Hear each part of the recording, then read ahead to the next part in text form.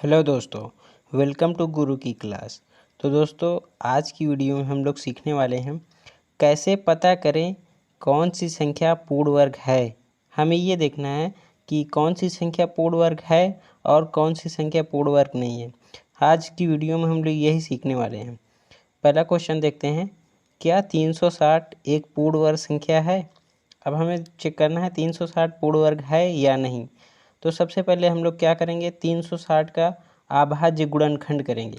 अभाज्य गुणनखंड मैंने क्यों बोला, अभाज्य संख्या से ही हम उसको ज़्यादातर कोई भी गुणनखंड करते हैं हम उसको अभाज्य संख्या से काटते हैं। अभाज्य संख्या क्या होती हैं? जो स्वयं से और एक से कटती हैं। तो इसका गुणनखंड हम करेंगे। अभाज्य संख्याएँ 2 होती है, 3 होती है, 5 होती है, जो स्वयं और एक से कटती है। तो पहले हम इसको 2 से काटेंगे। 360 2 से कटेगा, तो 2 से काटते हैं। 2 एकन 2, एक इधर गया 16 हो गया, तो 2 अठे 16, 0 तो 0 आ जाएगा। अब इसको फिर ये 2 से कट रहा है, 2 से काटेंगे। 2 नवा 18, 0 आ जाएगा। फिर 2 से कट रहा है, 2 से काटेंगे। 2 चौको 8, 1 10 हो गया, 45 5 हो गया, 45 आ जाएगा। अब ये 2 से नहीं कट रहा है क्योंकि इधर विषम संख्या आ रही है, तो अब इसको हम कितने से काटेंगे? 3 से कट रहा है, तो 3 से काटेंगे। 3 एकन 3, एक इधर चला गया 15, 3 पचे 15। अभी ये भी 3 से और कट रहा है, तो 3 से कटेंगे, 3 पचे 15, फिर अब 5 से कट जाएगा, 5 तो 360 के अभाज्य गुणनखंड क्या निकले हमारे? 360 के अभाज्य गुणनखंड क्या निकले? 2 गुणे 2 गुणे 2, 2 कितने हैं? 3 हैं। 2 गुणे 2 गुणे 2। अब आगे क्या है? 3 कितने हैं? 1 2 3, 2 हो गए, 3 और 1 5 हो गया। अब इसमें हम वर्ग कैसे पता करते हैं? तो वर्ग हमें पता करने के लिए 2 का जोड़ा बनाते हैं।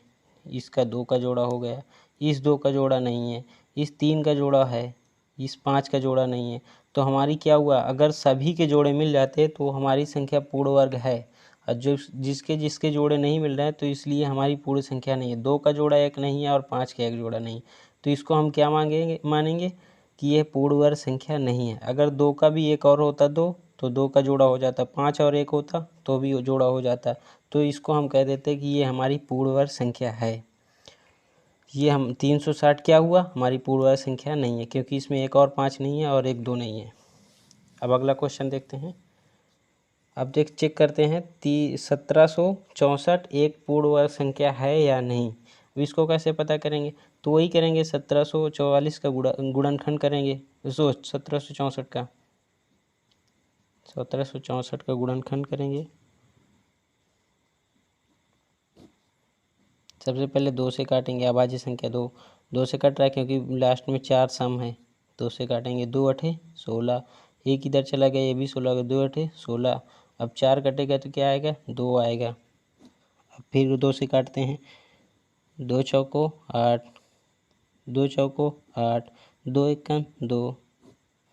अब इसको हमारा 2 से नहीं कटेगा क्योंकि ये लास्ट में विषम संख्या आ रही है, तो इसको हम क्या करेंगे? अब 3 से काटेंगे। 3 एकन 3, एक इधर 14 हो गया, तो 3 चौक 12, फिर ये 2 इधर गया 21 हो गया, 3 सते 21।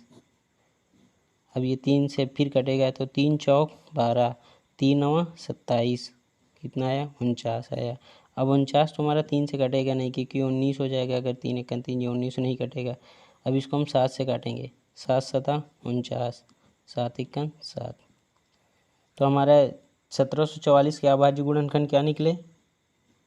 1764 के, सॉरी, कितना है? 2 गुणे 2 गुणे 3 गुणे 3 गुणे 7 गुणे 7। तो इसमें देखते हैं ये हमारा जोड़ा है कि नहीं। 2 का जोड़ा है, 3 का जोड़ा है, 7 का जोड़ा है, मतलब जितनी भी संख्या है सबका जोड़ा है। तो ये 1764 जो हो गया वो हमारा एक पूर्ण वर्ग संख्या है। आई होप आप समझ गए होंगे कि जिसका जोड़ा मिल जाता है, सबका जोड़ा अगर मिल गया तो हमारी संख्या पूर्ण वर्ग है, नहीं तो नहीं है। तो चलिए